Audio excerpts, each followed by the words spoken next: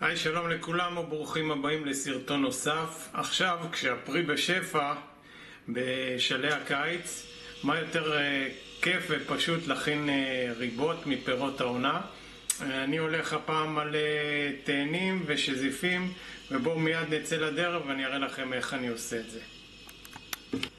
דבר ראשון שצריך זה צנצנת. אנחנו לוקחים צנצנת שכבר של משהו שנגיד סתם של זיתים, אנחנו כבר לא משתמשים, ומה שאנחנו עושים פשוט מעקרים אותה, זאת אומרת מרתיחים מים ושופכים פנימה על מנת להשמיד את החיידקים שבתוכה. אוקיי, זה כל מה שצריך. בואו נמשיך הלאה. לוקח תאנים, פשוט חותך אותם לארבע, בודק שאין תולעים בפנים, מוריד את ראש, קוטם את הראש.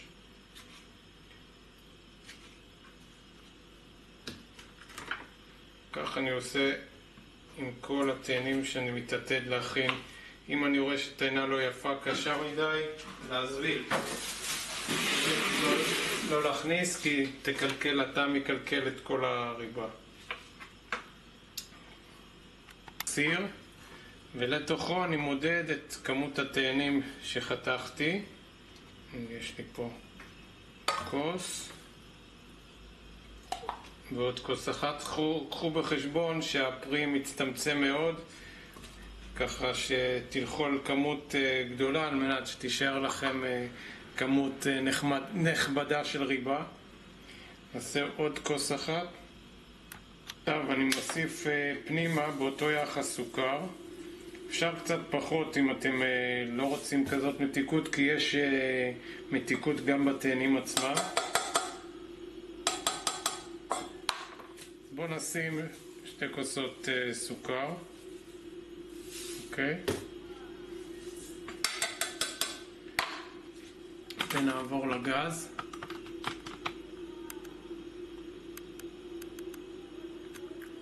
אנחנו מתחילים לבשל על להבה נמוכה תוך כדי עיבוב מתמיד. אנחנו רוצים להגיע למצב שהסוכר יימאס. עכשיו יש כאן את העניין של הפקטין, שהוא זה שלמעשה גורם לקרישה של הריבה, ובגלל העובדה הזאת לא בכל פרי יש פקטין באופן טבעי, ולכן מה שאני עושה, אפשר להוסיף או קליפה של תפוח שיש בו פקטין, או להוסיף מיץ לימון. אני אוסיף גם וגם ליתר ביטחון. בינתיים תכניסו גם צלחת למקפיא, כן? צלחת למקפיא, אחר כך נראה מה עושים איתה. אז הנה אני מכניס פנימה מיץ מחצי לימון, תיזהרו שהגרעינים לא ייפלו פנימה.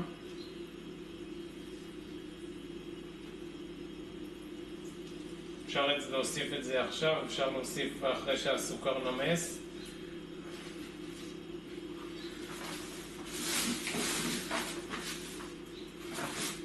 ואני ממשיך לערבב, לא מפסיק לערבב כל הזמן.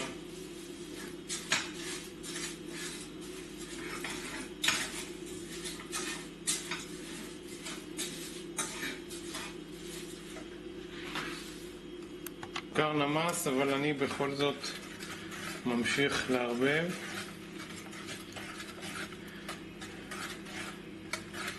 שימו לב שחלק מהציפה של הפרי ירדה לתוך הסוכר, לתוך התערובת הנוזלית, אז זה לא מפריע לנו. ככה אני ממשיך לערבב כל הזמן עד שהפרי מתרכך.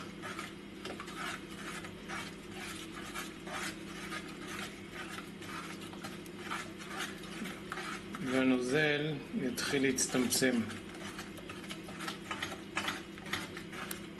נראה לי שהחתכים שחתכתי קצת גדולים מדי, אז תוך כדי, בזמן שהפרי מתבשל, אני יכול למעוך אותם, לעשות אותם קטנים יותר.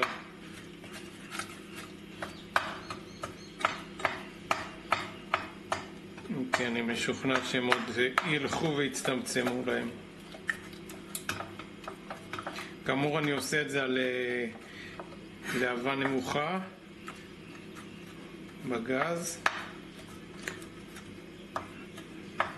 אבל לא על האש הכי נמוכה, אלא בלהבה הנמוכה אני עושה על אתם יכולים לראות פה את המצב, זה הכי פשוט להסביר, על מצב של חום גבוה כאילו, בלהבה הנמוכה. בסדר, הנה זאת.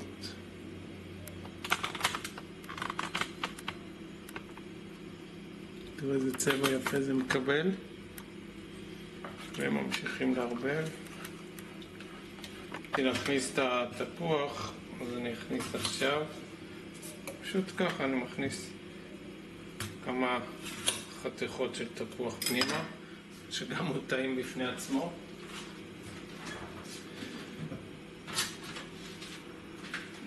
וממשיך לערבב.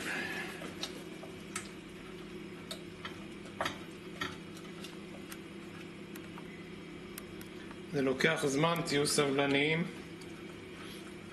כדי צץ לי רעיון להוסיף קצת קינמון, אז אני ממש מוסיף קורת של קינמון.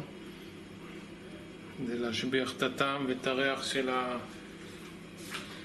הריבה.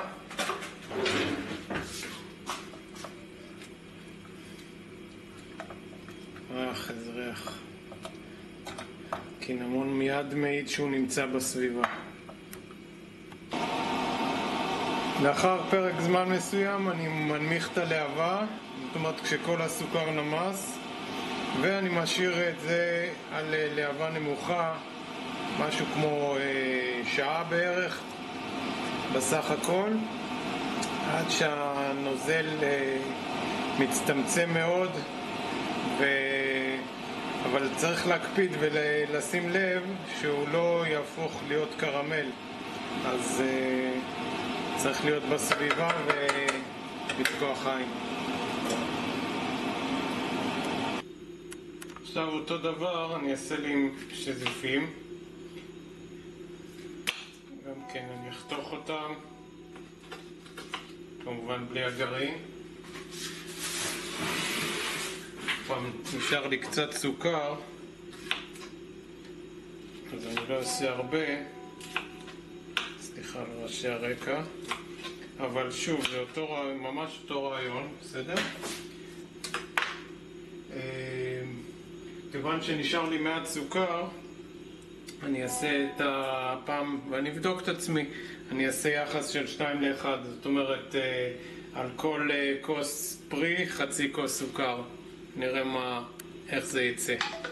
אני לוקח, יש לי פה גם שזיפים אדומים, לא צריך להפריע, רק ייתן גוון יותר מעניין לריבה שלנו.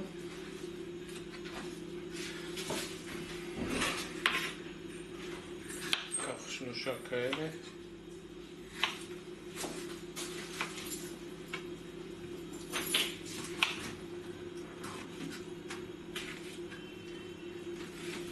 אחרי הניסיון עם התאנים, אז לא צריך לחתוך יותר מדי, כי הם מצטמצמים מאוד בבישול, בטח ראיתם.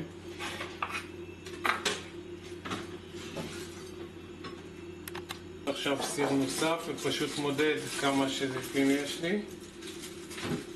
כוס אחת, 2 כוסות, אז נשים עליהן כוס אחת של סוכר. לא תצא לי פה הרבה ריבה, אבל אין לי הרבה סוכר.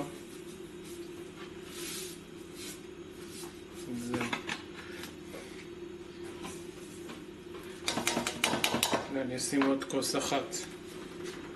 גם את הסיר הזה אנחנו לוקחים לגז. נשתמש בלהבה גדולה, כי אין ברירה, לפחות להתחלה.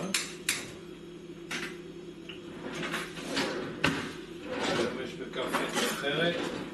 גם כאן אני שם חצי לימון בהתחלה, כבר מההתחלה.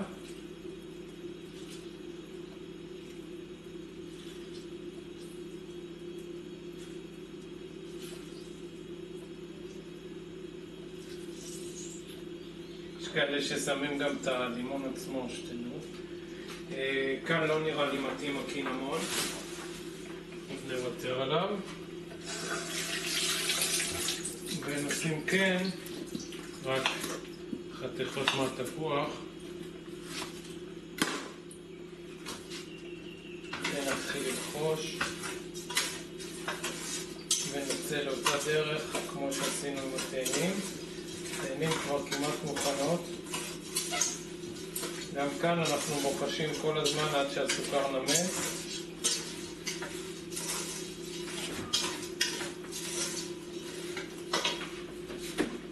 תראו את זה מקרוב, כאמור, חישה מתמדת.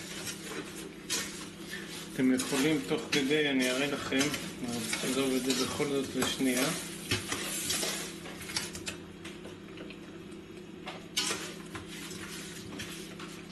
את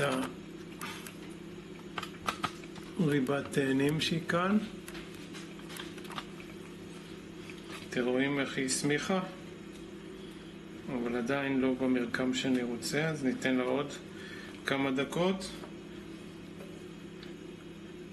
אני חושב שאפשר פחות משעה, 35-40 דקות יכולים להספיק בהחלט, ונמשיך לערבב את הריבת שביפים שלי.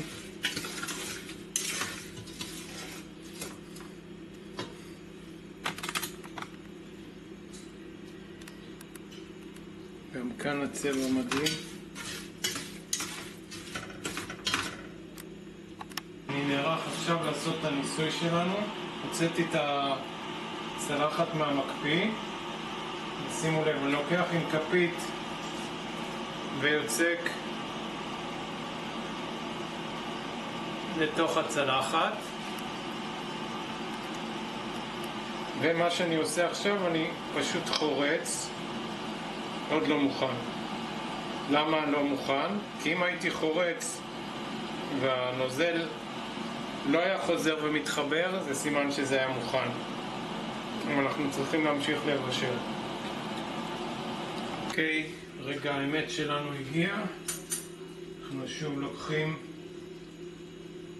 מהריבה ויוצקים על הצלחת הקבועה. ושימו לב שהפעם, אני מקווה שאתם מצליחים לראות את זה, שהריבה לא מתחברת. אוקיי? תראו את הפס, והסדק שעשיתי באמצע פשוט לא מתחבר כמו שהתחבר קודם.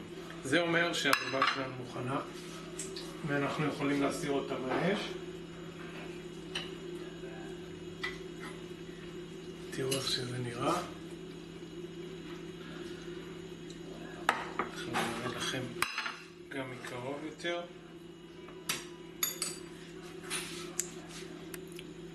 מבט על.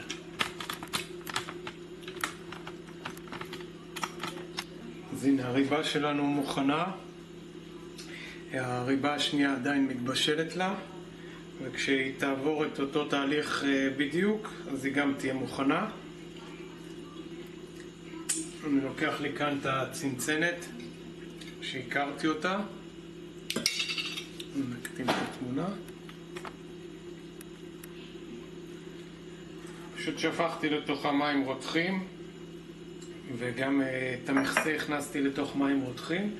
ועכשיו אני יכול להכניס את הריבה לצנצנת. תעשו את זה בזהירות, לא ישפך החוצה. פעם ראיתי שיש כאלה שמכסים את זה עם איזה פיסת נייר גם. זה די הרבה.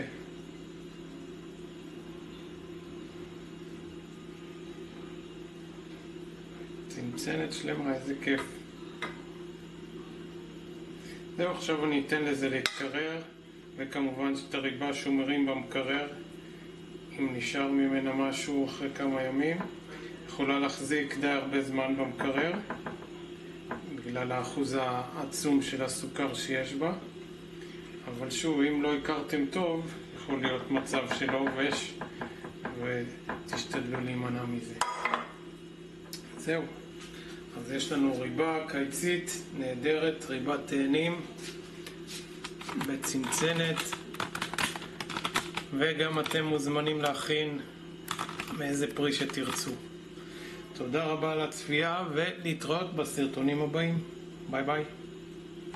כבר נפרדנו, אבל אני רוצה להראות לכם רק גם את ריבת השזיפים. מוכנה, היא קצת נדבקה לי כי לא פקחתי עליה מספיק עין, אז אין טעם לגרד את החלק התחתון. אפשר סתם ככה לנשנש אותו אם אתם רוצים.